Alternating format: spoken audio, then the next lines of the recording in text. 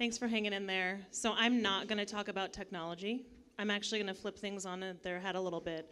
So to get a feel for the room, I want to know who here has heard of the $70,000 minimum wage company in Seattle? A lot of you. So that's Gravity Payments. That's mostly what we're known for, to be real. So we're a payment company, but we take things really seriously in terms of being socially progressive and thinking about the little guy. So I'm going to talk a little bit about how we think about our work and how we use some of the human sides of technology to get there. So this is our mission. Can you raise your hand, I guess, if you've worked for a company that's 10,000 or more people?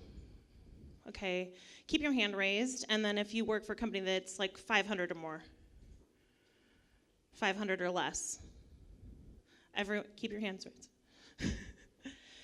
At this company, whatever size it is, raise your hand if anyone has ever said we're going to focus on the mom and pop shops. One person, 2 people, 3 people. We focus on small businesses that don't have access to current technology or don't have the wherewithal to even know the questions to ask. If you've ever called a payment company for help, sometimes you sit on a helpline for maybe an hour, 3 hours. There's a phone tree. You get lost in the phone tree. We really believe in bringing that service to the forefront of our technology and saying, we'll be available to you when you need us. And that means that even this company in Beaumont, Texas, this is Kid Grocery Store. They are the only grocery store within 10 square miles, and they provide food for a community. So if they are down and they cannot process payment, it's a big deal to them. And I don't know a lot about this company, but I'm going to guess they don't have a huge staff if their payment goes down to call and wait on hold. They probably don't have a huge profit margin. And they probably don't have access to the newest technology. So what we do is we take a really consultative approach. We go to Beaumont, Texas, and we ask them what they need. And sometimes that ends up being not us. And that's okay. We say, we want the best for you, we want the best for small company, and we refer them elsewhere. Sometimes it ends up that they process with us, and that's it. But sometimes they say, I don't really know what I'm doing. Which is often what happens when it comes to credit card terminals, because they're not that fun to work with. So we provide them with the hardware, we maybe provide them with a point of sale, and then we provide them with 24/7 service. And we do that for thousands of merchants across the country with a 10-second wait time with no phone tree.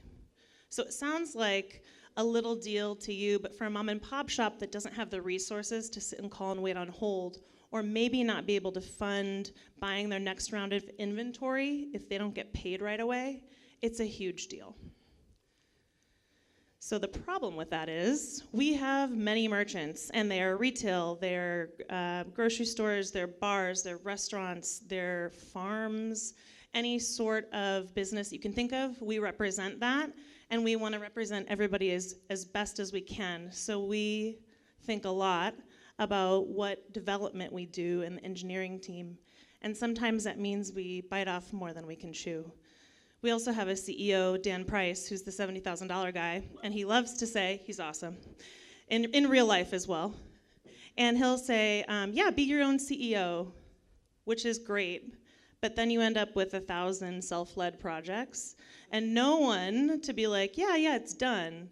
It's just kind of sitting there. So truth be told, I'm 2 months in. I've been the director of engineering for 2 months, and the thing that I first noticed is how much work we have, and how we think about prioritization is 0. So we've had to learn to get out of our own way and prioritize our work. So I wanted to share a few best practices on our reality. Our reality is we represent thousands of businesses, not one huge monolith, and that creates conflict.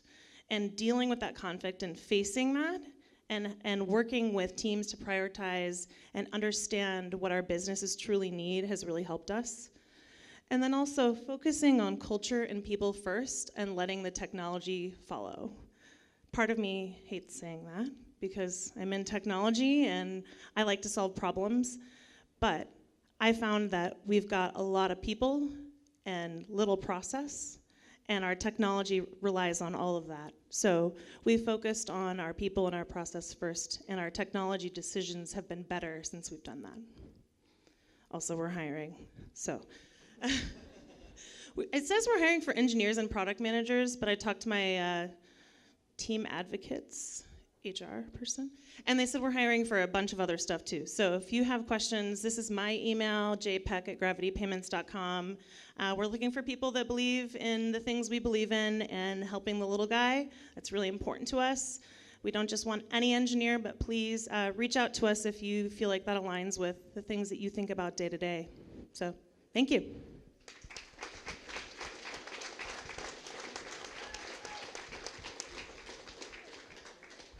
Questions?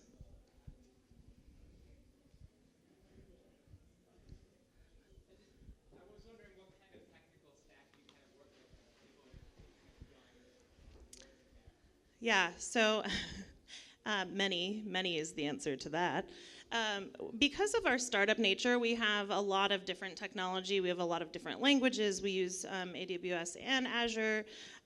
We have not, I will be honest in the fact that because we're very entrepreneurial, people kind of use the tools that they need to solve the problem that they have. And so there's not really a defined stack that we use right now. So it's cool because you can kind of use whatever you want. But we're also in a place of growth where success has almost been a challenge for us. We've succeeded, and now we kind of have to say, like, oh, we're bigger than just 5 people. We should probably align on a tool set. So we're in that growth pattern right now. So sorry, it's ambiguous. Yeah. Thank you. What is a primary customer acquisition model? Is it through like the publicity through the $17,000 stuff, and just how have you been successful? So primary acquisition in terms of employees or Customers. and customers. Okay. Yeah. Please repeat the question. Yeah. So his question is, what is our primary acquisition model for getting customers? It is more grassroots than I'm used to. I've grown up in big enterprise companies, and it's often finding a street in Seattle and walking it. We have sales reps that go and walk and ask people what they use. I even do it. I don't know if you've ever been to Computer Love in Capitol Hill, but it's my favorite computer repair shop.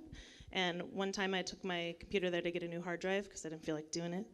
And I pick it up, and they're processing my card and kind of getting all frustrated. And I was like, "Oh yeah, what you got there?" Okay, yeah. Well, let me give you my card. So that's honestly what it is. It's like it's very organic. One more question. Yeah.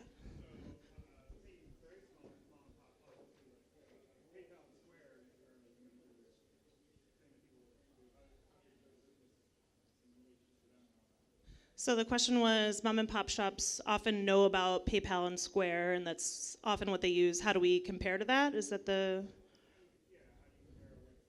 Yeah. So we have completely different business models. So Square is a company that takes like a percentage off the top, and we take a per transaction fee, which is often lower, especially if you're a mom and pop shop that sells brand new computers. So if you're taking 3% off the top, versus 25 cents a transaction, our business model allows us to charge less, so it's just more transparent and fair. And we also have different service. There's just, like they said, there's no phone tree, so if you need help, you just call us, and you have somebody to answer you really quickly, whereas PayPal and Square, you're going to wait a little bit. So it's just a more personal, relationship-based model.